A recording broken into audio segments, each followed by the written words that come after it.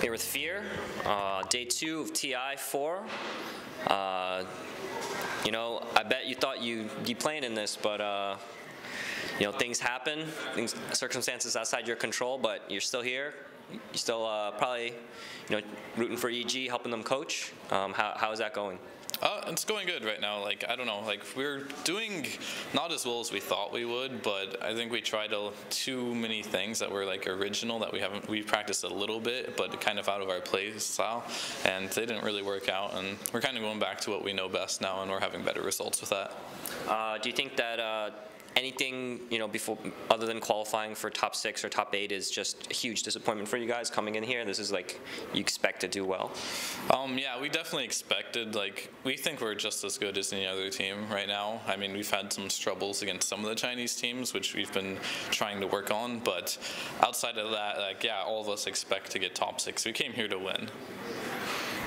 You built this roster, you helped build this roster, and you were planning on playing in this TI, but you had an arm injury. Take us through that whole process and like how you felt. Did you just have like a soul-crushing day where you just like realized like I'm not going to be playing in this, or how did you reconcile that? Well, yeah, there was definitely that one day when I realized I wouldn't be playing at TI because of my arm injury, but it was basically a very slow and painful process because like for the most time when my arm started hurting, it was just like a minor pain. I was like, okay, hopefully this goes away, and I rested it for a few days. Didn't go away, of course, and it just time after time, after like a month or two, I was like, okay, this really isn't going away at this point. And then eventually it's like, okay, there's no way I can practice right now, and there's no way I'm going to be able to compete at TI because of how much time this has already taken away. So yeah, there was a day where I was like, okay, I'm not able to play. It sucks a lot, but what can you do about it? I feel like you took that, well, maybe to an outsider, you took it not better, but you coped with it quite well. Do you have like a good mentality for that? Just like coming back from like when life just like gives you crappy circumstances, or what? Because I would be just like, I'd be depressed for like months. But you seem to be all right. You seem to be here, you know, interacting. How can you like bounce back from that? Well, I don't know. Me compared to most people, I'm not as emotional as most people are. So I guess I just don't take things as hard as people are. Like, I'm objective about most everything, even when it comes to myself most of the time. So I don't get too emotional over things. I mean, it sucks, but at the end of the day, it happens to everyone at some point in their life. Are you gonna be playing after this?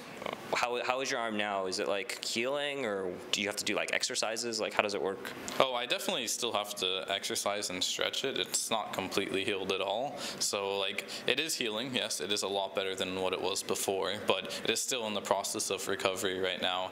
And do I want to play after? I'd love to play again, yeah, but I need to stress test my arm again, play, you know, 8 hours again a day, see if I can like play at that level again, but I'm not sure. We'll see. And how do you enjoy the coaching role? Is it not bad or boring or what?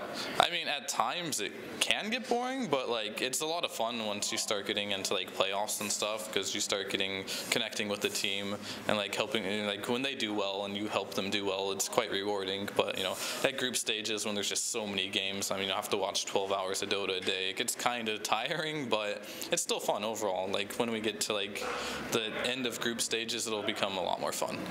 Tell us about EG. Give us some insider information about what they're like as people. Maybe not their strategies, but like what are they like in the booth? We're pretty calm for the most part. Like when we play, like we don't get too emotional at all. I mean, when we win, we don't get too happy about it, and obviously when we lose, we kind of get a little emo over it. I mean, it does last longer than it should, because the best way to describe our team is like we hate losing. Like, we're bad losers, so we don't want to lose games at all. And when we win, it's just like that's what we expected. So like we're just content with that. High expectations. Yeah. So that's pretty much us. You gotta have that if you want to do well at this tournament, I guess. I mean, take us through exactly what you do for the team, like for each game. Do you like take notes? Like, do you talk to them, give them speeches? What kind of stuff do you do?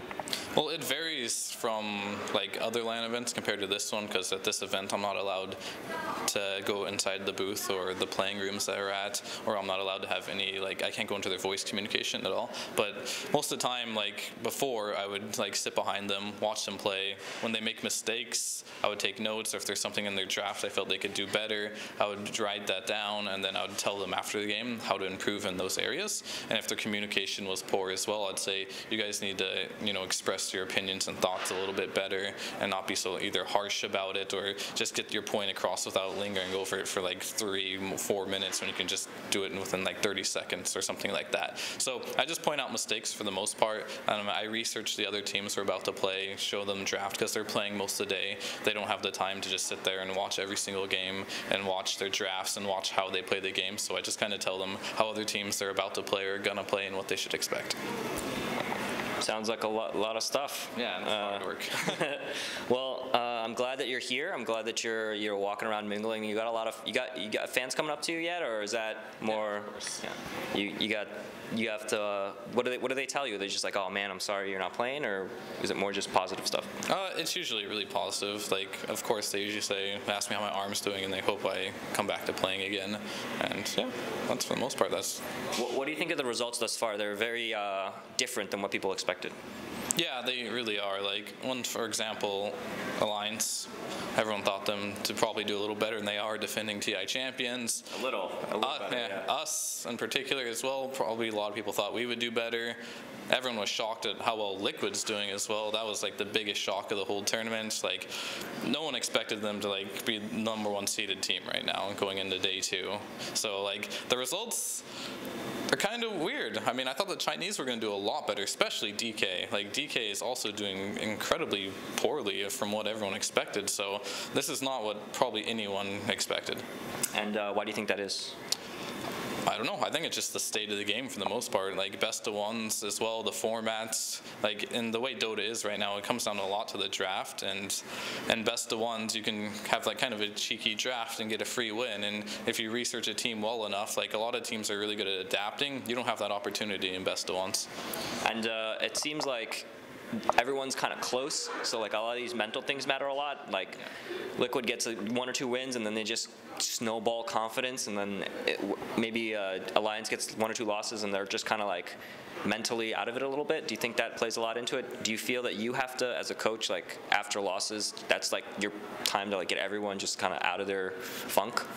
Yeah, definitely. When we lose games, we're the same way. Like, when we lose a game, it's much more likely we lose the next game as well because of that last loss. So yeah, a lot of teams are like that. Not all of them, but most of them. And yeah, as a coach, I have to be like, okay, this didn't work. We need to change something, either in our attitudes or draft. Just we need something new and refreshing, so we don't go into the next game just like harping over a loss, pretty much. So I'm going to ask you a few questions about the players, since you probably know them better than us.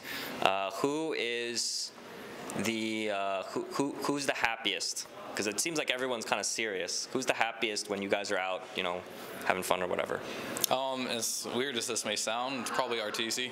Really? Yeah, he gives this persona like he's always angry and stuff, but he's always happy, smiling, and having a good time. And his anger is more just like his way of having fun. Yeah, it's kind of like a joke, right? Yeah, it's joking.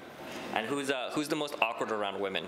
The most awkward around women? Yeah. I mean, I'm actually not sure, because most of our boot camps, we don't really go around women very often. Who's the most, they're all equally awkward? I suppose. That's a nice answer. Yeah, I know you know who it is, and you're just not telling me, but that's all right. What's Mason like? He's new. No one really knows what he's like in person. He's got that NA Dota reputation. What's he like actually? He's really laid back. He's really chill. I mean, he likes to joke around. He's one of the few players that doesn't get really mad when we lose as well. So he's just really chill for the most part. Dude, he's just living the dream, man. 2 or 3 months ago, he didn't even think he was going to be playing in this. Now he's just happy to be here. Yeah, maybe. Okay. All right. So you have to watch a few more matches. I'll let you go. I don't want to keep you too long. Do you have any shout-outs you want to give? Any predictions? Any call-outs? Let's do the shout-outs first. Shout-outs? Well, shout-out to my team in particular, and all of my fans, of course. And predictions? Well, I predict we're going to get top 6. Okay, yeah, that's a good prediction. Hey, you got to make that prediction, right? And then give me a call-out. A call-out? Yeah. gonna be a tough one.